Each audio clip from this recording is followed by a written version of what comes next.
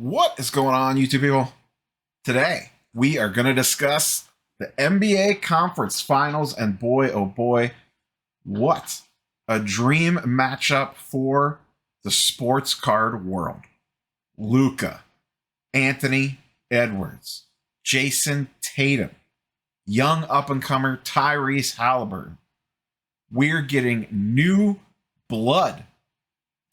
Someone out of that exciting young core in the next few weeks is going to put an NBA championship ring on their finger, hoist the banner, all of it, and potentially cementing their legacy at a very young age.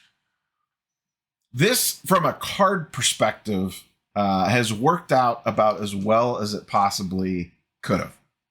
Luka being in the conference finals versus Anthony Edwards is going to be absolutely amazing. On the Eastern Conference side, we kind of all knew Tatum was going to get there. The opponent was going to be in question. I think the only thing that could have been better from just strictly a card perspective would have been the Sixers, just because of Embiid and Maxey. But Tyrese Halliburton getting there, I think, is still pretty good. If either Luka or Ant can pull this off, or Tatum, those are the three biggest ones. Tyrese Halliburton is a very, very, very good NBA player, but I don't know, at least yet, and maybe he'll prove me wrong over the next few weeks, that he is on that same superstar level as Tatum, Ant, and Luka, and his card prices dictate that as well. You could see up on the old side there, we got Luka Silver Prism sitting at about 1.2, 1.3K. Ant at about 1,400.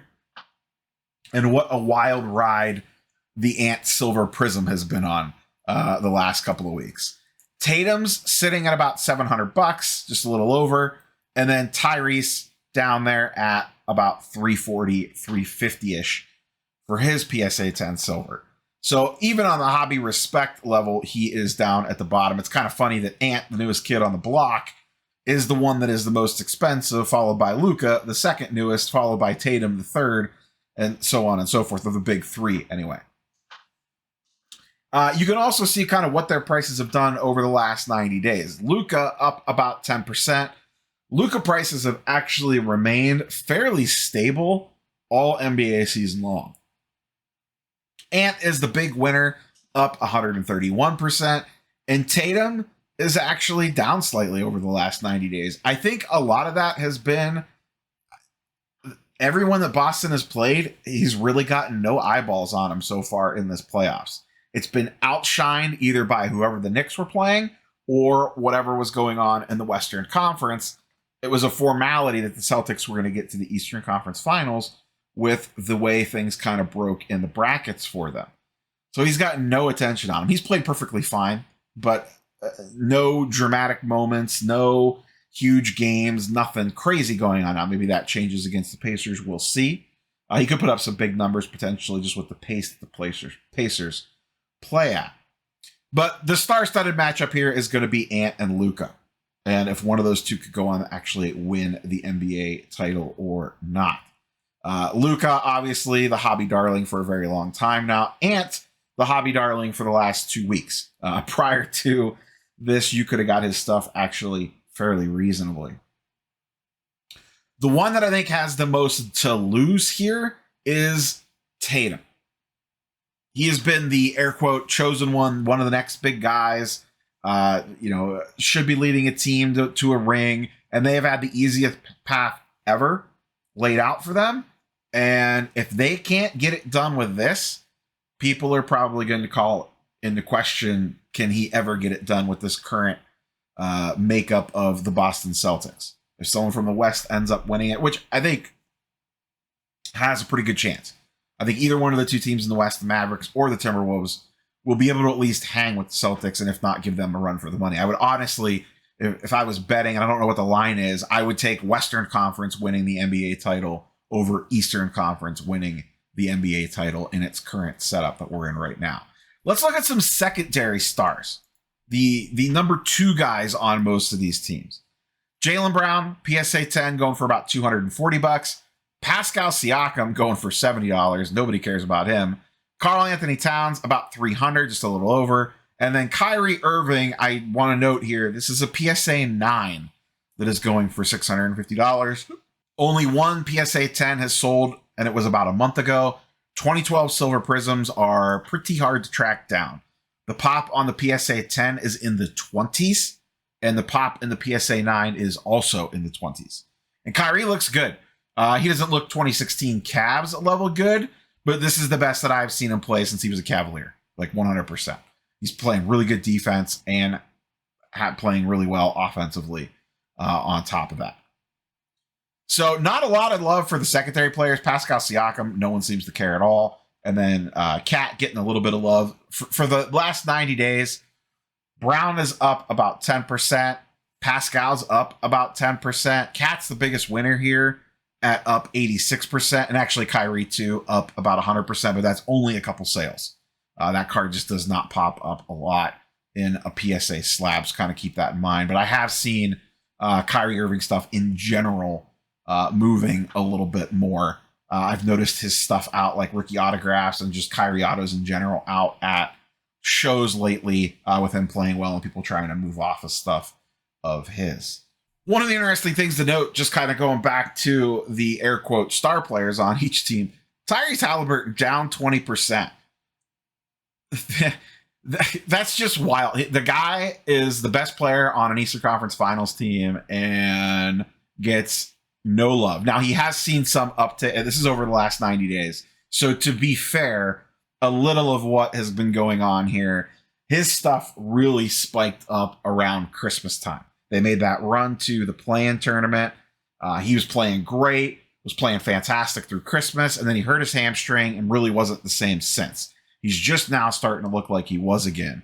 So depending on when you end this, if I would have cut this off like 30 or 60 days ago, he is probably up slightly. You could see this kind of slightly leaning in an upward direction over the last little bit. Like we'll look at the last 30 here just to see. Yeah, over the last 30, he's up 20%, but over a 90-day period, he's down. So it just kind of depends on when you look at his stuff, but he still has not seen a huge bump up. Tatum, like I said earlier, just getting absolutely no love at all, even over the last 30, only up 3%, whereas Edwards is up 110% and Luka is up about 20%.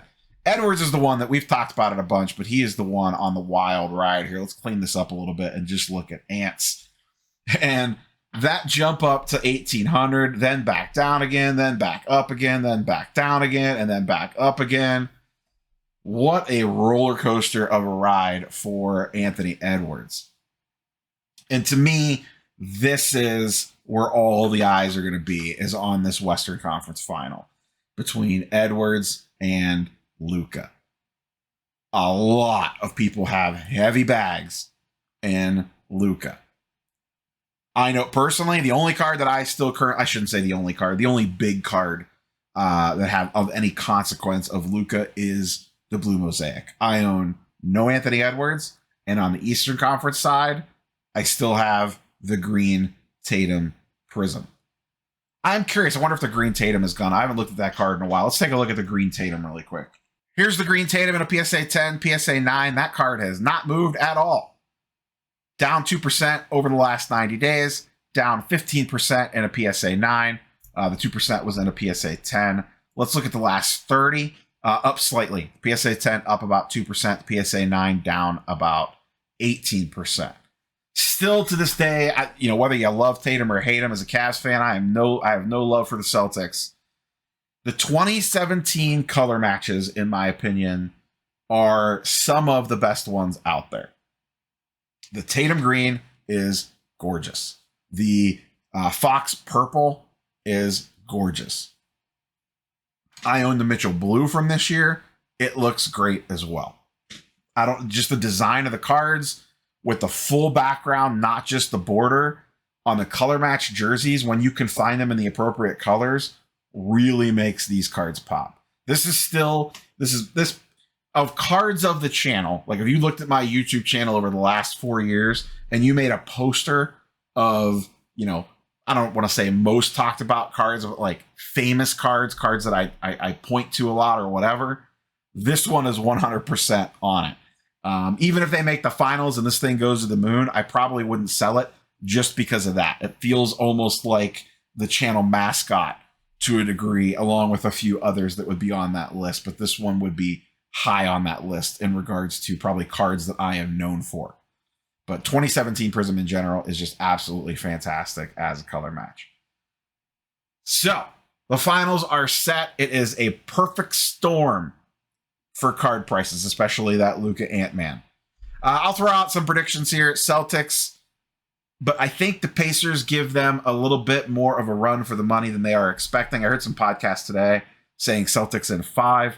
I don't think that the Celtics are going to win quite that easy. I think the Pacers put up a fight here. But I think ultimately the Celtics will win out in the East. In the West, this is the trickier one. I'm going to go with a little bit more veteran squad and take the Mavericks, but I really think that series is a toss-up. But Kyrie's been there before. Luka has been to a Western Conference Finals before. I'm going to put it on them as the 2 ultra superstars, and this is a little bit of a learning curve year for Anthony Edwards. Now, nothing would shock me. If Edwards comes out and they end up beating the Mavericks, I would not be super surprised by that at all. I think this is going to be a very, very good series. I think it's going to be super fun to watch. But I will ultimately go with the pure talent of Luka and Kyrie over what the Timberwolves have. And then the NBA Finals, I'll take the Mavericks. I just think the West is winning, and I'm going to stand by that. There's just something about the Celtics team that just rubs me the wrong way. And maybe it's just my own personal feelings about Boston in general. Love the city, but I hate all their sports teams. So fire away your predictions down below. How is this thing all going to wrap up? And then we're going to be on the fast track to the NBA draft and probably one of the craziest NBA off seasons we have seen in a while. That's all I got for you, boys and girls. Catch you on the next one. Peace.